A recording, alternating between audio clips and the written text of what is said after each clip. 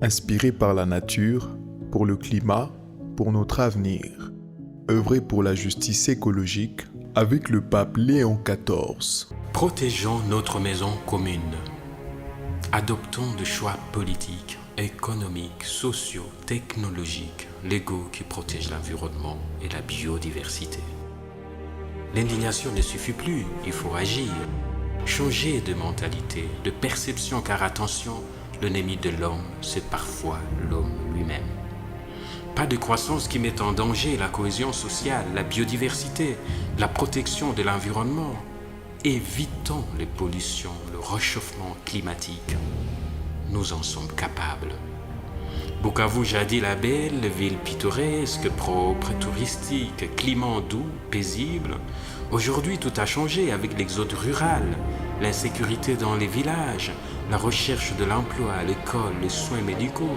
Tout le monde croit que le salut est en ville. Un espace prévu hier pour 10 personnes est occupé aujourd'hui par plus de 1000. L'insécurité augmente. Tout le monde n'a pas la culture de la ville. La vie devient intenable, difficile avec toutes les conséquences. La promiscuité augmente, tout est saturé. L'action de l'homme met vraiment l'homme en danger. La nature se rébelle. Glissement de terre, inondations, maladies de mains sales, pollution partout, lacs, rivières, espaces publics. Non, la vie est intenable. Le problème, c'est l'homme, mais aussi et surtout la solution, c'est l'homme. Voilà la pertinence de la doctrine sur l'écologie intégrale coulée dans la Laudato Si de Pape François. Les questions environnementales sont inséparables de questions liées à la sécurité, au développement, à la santé, aux urgences, à la paix, au droit, à la justice et finalement à la foi. S'il y a perturbation climatique, cela signifie qu'il y a eu de mauvais choix politiques, économiques et même légaux. Tout est interconnecté, tout est interdépendant. Alors il faut une bataille et chacun doit jouer sa partition. Car nous sommes dans une maison commune appelée planète Terre.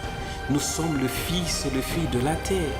Nous devons l'aimer, la protéger, la respecter, car elle est un don gratuit de Dieu. Sans cela, nous nous mettons en insécurité à tous les niveaux. Et les conséquences sont sous nos yeux avec les catastrophes naturelles, les perturbations climatiques, les nouvelles maladies meurtrières, la pollution partout, de tout et de partout. Nous devons nous réveiller avec des initiatives innovantes. Planter des arbres, surtout fruitiers, pour nous nourrir et protéger la terre. Les arbres agroforestiers pour lutter contre l'érosion du sol, augmenter le rendement de nos cultures, fertiliser le sol et lutter contre la malnutrition, favoriser le développement d'un écosystème épanouissant. Évitons la déforestation en coupant les arbres sans en avoir planté d'autres. Changer notre mode de cultiver, arrêter les érosions, abandonner de cultiver sur les pentes, planter les arbres anti-érosifs. Abandonner de couper tout, abandonner de préparer avec la braise, utiliser le biogaz, utiliser les énergies renouvelables. Changer de mentalité, de perception. Étudier de modèles de croissance économique qui ne détruisent pas la biodiversité, séparer dans les ménages les déchets biodégradables et non dégradables. Les déchets dégradables serviront de fumier, de fertilisant pour notre sol. Consommer de manière responsable, abandonner l'usage de plastique ou recycler le plastique. Le nombre de plastiques qui plane sur nos lacs, qui coule avec nos rivières, qui encombre nos rues, nos avenues, nos marchés, nos parcelles, ne nous interpelle-t-il vraiment pas? Pour cela, l'autorité, si elle ne prend pas le leadership, elle nous ment. Un programme cohérent, efficace de gestion et de transformation utile de déchets doit être développé par nos mairies, par nos communes, par nos chefferies et nos secteurs. Bref, démarrer la grande révolution du spirituel qui met l'homme devant ses responsabilités avec des choix qui le protègent ainsi que son environnement.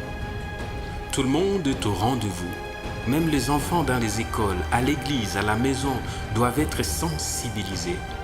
Évitez la culture d'user et de jeter.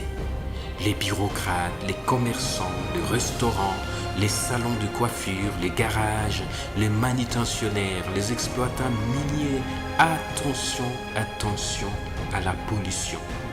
Les politiques doivent élaborer de lois utiles. Les autorités doivent prendre des décisions qui sauvent. Les responsables religieux doivent prêcher la protection de la terre qui est une création de Dieu. Notre province, notre pays, le monde a besoin de toi et de nous tous pour redevenir ce petit paradis vert où créatures, créées et créateurs vivent en harmonie. C'est une question de choix et de volonté. L'action, c'est aujourd'hui et non demain. Des initiatives existent déjà bien évidemment et il faut les consolider, comme la collecte de déchets par la mairie de Bukavu, le travail d'assainissement par les comités locaux de gouvernance participative et certaines organisations de la société civile, la production de pavés avec les bouteilles recyclées par la Caritas Bukavu, mais surtout la mobilisation engagée par la plateforme Laudato Si des confessions religieuses encadrée par la commission diocésaine du CP de Bukavu. Toutes les confessions religieuses se réunissent pour informer sur l'écologie intégrale. Il faut encore traduire le message en langue locale, le vulgariser, multiplier les bonnes pratiques en ville comme au village, renforcer le club Laudato Si auprès des jeunes. Eh bien, le travail ne vient que de commencer. Beaucoup, beaucoup de courage. Viens te joindre à nous. Merci à CAFOD, à tous les hommes et femmes de bonne volonté qui écoutent ce cri de la terre et des pauvres qui appellent au secours.